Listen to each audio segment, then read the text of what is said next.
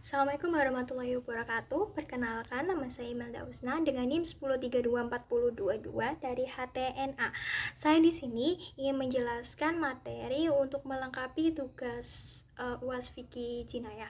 Yang pertama yaitu ada hudud 1 dan hudud 2, yang kedua ada kisos dan diat, yang ketiga ada reformasi dan positifikasi hukum di Indonesia. Yang pertama yaitu ada hudud 1. Jarima hudud adalah bentuk pelanggaran pidana dalam hukum Islam yang hukumnya ini telah ditetapkan secara langsung oleh Allah SWT di dalam Al-Quran. Hukum ini itu bersifat tetap, tidak bisa diubah, dan menjadi hak Allah dalam rangka menjaga ketertiban dan moralitas masyarakat Islam.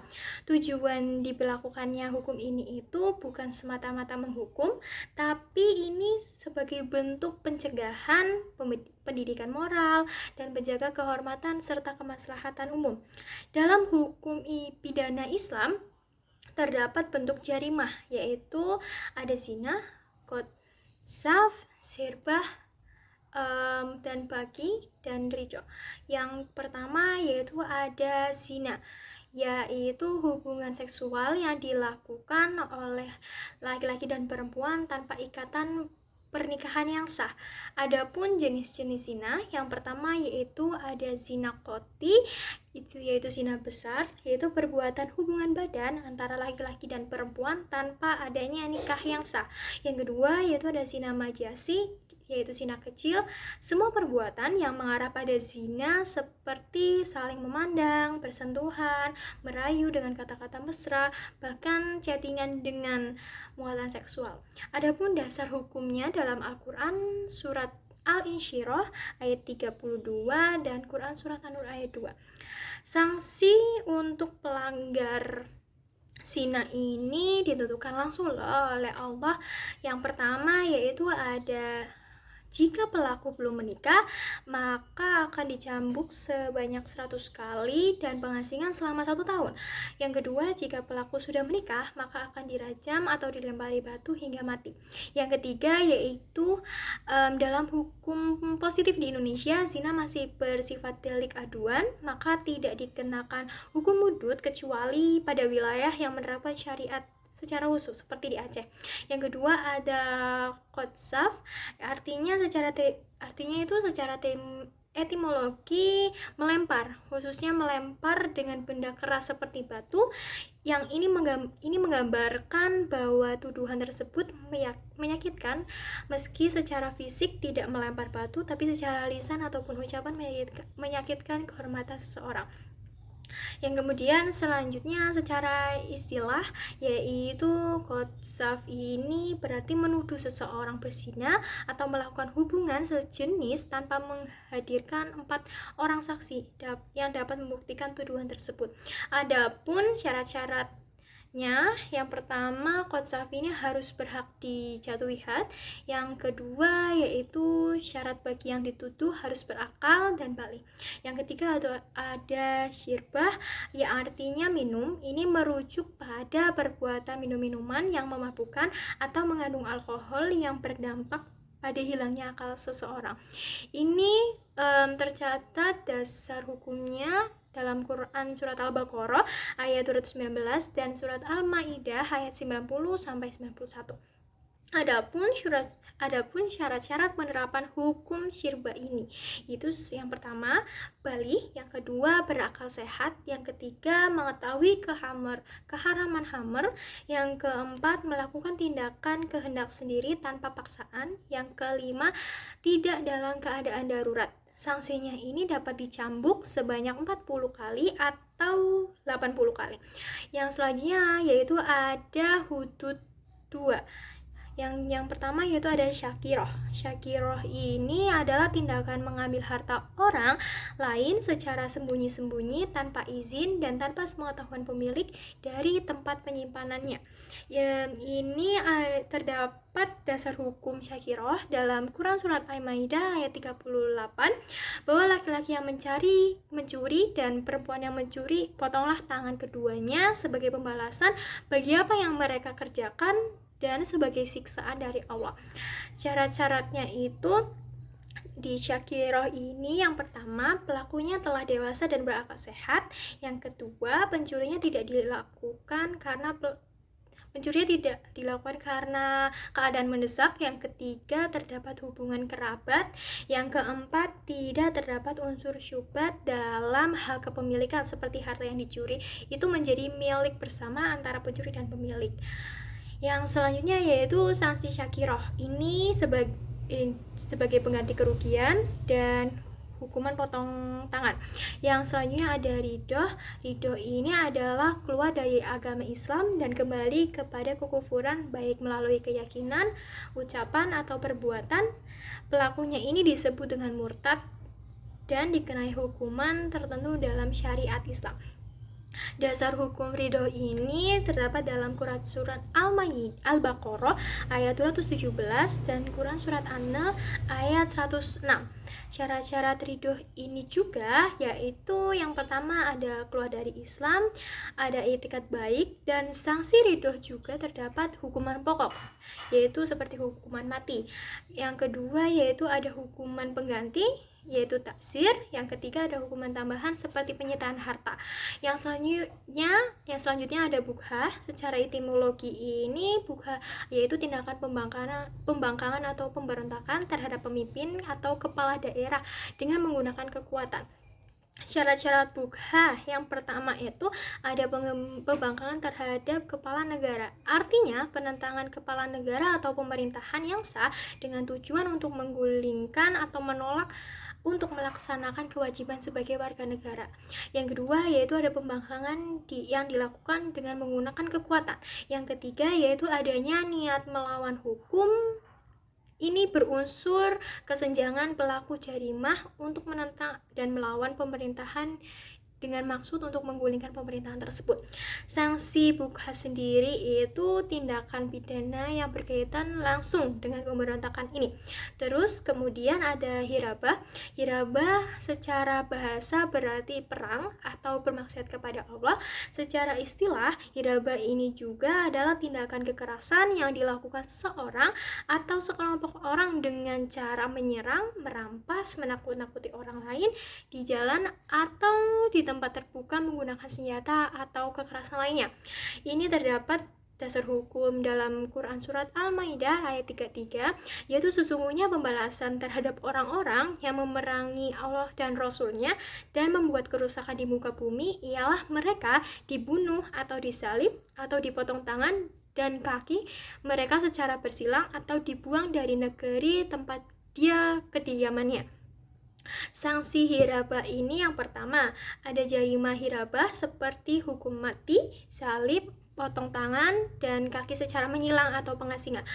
Yang kedua ada jenis sanksi berdasarkan tindakannya seperti yang pertama yaitu perampokan yang mengambil harta tanpa membunuh, ini disanksi untuk potong tangan.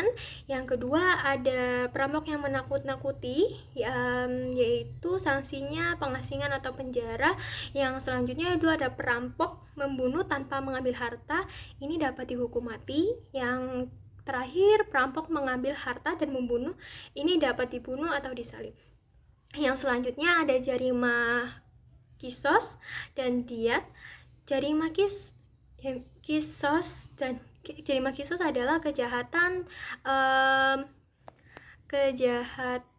terhadap jiwa atau tubuh yang hukumnya adalah balasan setimpal seperti membunuh dibalas dengan membunuh.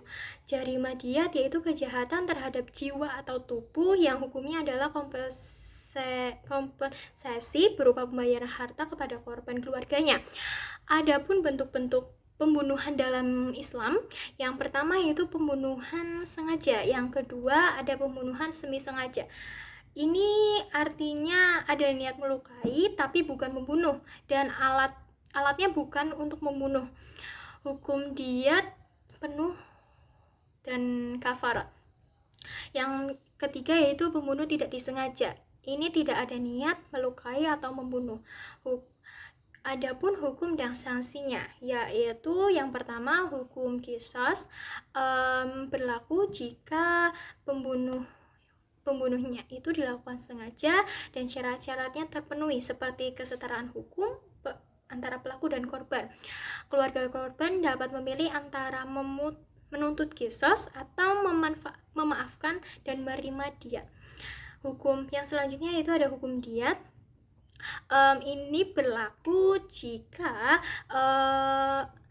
pelakunya ini dapat dimaafkan oleh keluarga korban, pembunuh tidak sengaja membunuh tidak sengaja dan pembunuh semi sengaja.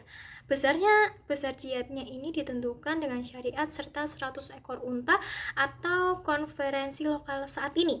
Kemudian selanjutnya ada hikmah penerapan kisos dan diat, yaitu satu, menjaga kehidupan dan mencegah kejahatan. Yang kedua ada memberikan keadilan kepada korban dan keluarga. Yang ketiga mendorong maaf dan rekonsiliasi sosial. Yang keempat ada keseimbangan hukum dan kemanusiaan. Yang selanjutnya yaitu reformasi dan positivasi hukum di Indonesia. Ini itu adalah reformasi Islam di Indonesia, adalah upaya pembaruan hukum Islam agar tetap relevan dengan perkembangan zaman dan kebutuhan masyarakat modern tanpa meninggalkan prinsip dasar syariat. Ini dapat dilakukan untuk menafsirkan kontekstual demi tercapainya keadilan, kemaslahatan, dan perlindungan HAM. Sedangkan positivasi hukum Islam adalah proses masuknya nilai-nilai syariah ke dalam sistem hukum nasional, seperti dalam undang-undang perkawinan, kompleksisasi hukum Islam, dan kanun jinayat di Aceh. Ini tujuannya agar hukum Islam menjadi mengikat secara hukum dan dapat ditegakkan oleh negara. Adapun konsep reformasi dan positivasi, reformasi hukum ini mencakup dimensi teologis, spiritual, dan politis. Dalam Islam ini reformasi dikenal melalui 3 konsep. Yang pertama yaitu ada tajdid, yaitu pemurnian ajaran Islam ke bentuk aslinya. Yang kedua ada tahyir, yaitu perubahan yang mengarah pada penyesuaian terhadap sunnatullah dalam kehidupan. Yang ketiga yaitu ada isalah, yaitu perbaikan terhadap kerusakan dalam masyarakat termasuk di bidang hukum. Reformasi hukum di Indonesia harus mempertimbangkan pluralitas hukum dan budaya agar sinkron dengan sistem hukum di sistem nasional. Selanjutnya proses reformasi hukum yaitu melalui satu penyesuaian prinsip hukum, adanya pembaruan konsep fikih jinayat dan ijtihad kontemporer. Yang kedua yaitu ada positivasi hukum Islam. Ini menjadikan hukum Islam sebagai bagian dari sistem hukum nasional, misalnya kanun jinayat di Aceh. Yang ketiga yaitu ada penguatan peradilan agama. Agar ini dapat memperluas kewenangan dan meningkatkan profesionalitas lembaga peradilan agama agar lebih responsif terhadap kebutuhan masyarakat. Yang selanjutnya yaitu ada perubahan undang-undang peradilan. Terdapat Undang-Undang Nomor 7 Tahun 1989 sudah direvisi menjadi Undang-Undang Nomor 3 Tahun 2005 dan Undang-Undang Nomor 50 Tahun 19. Revisi ini memperluas kewenangan peradilan agama termasuk ekonomi, syariah, zakat, dan wakaf. Tantangan utamanya ini yaitu ada harmonisasi dengan hukum nasional, peningkatan kualitas SDM, terus kemudian ada penerimaan masyarakat terhadap hukum Islam khususnya di pidana. Adapun komplikasi hukum Islam yaitu KHI. Ini adalah kumpulan hukum Islam resmi yang dijadikan pedoman dalam pengadilan agama, berbeda dari kodifikasi karena lebih bersifat komplektif.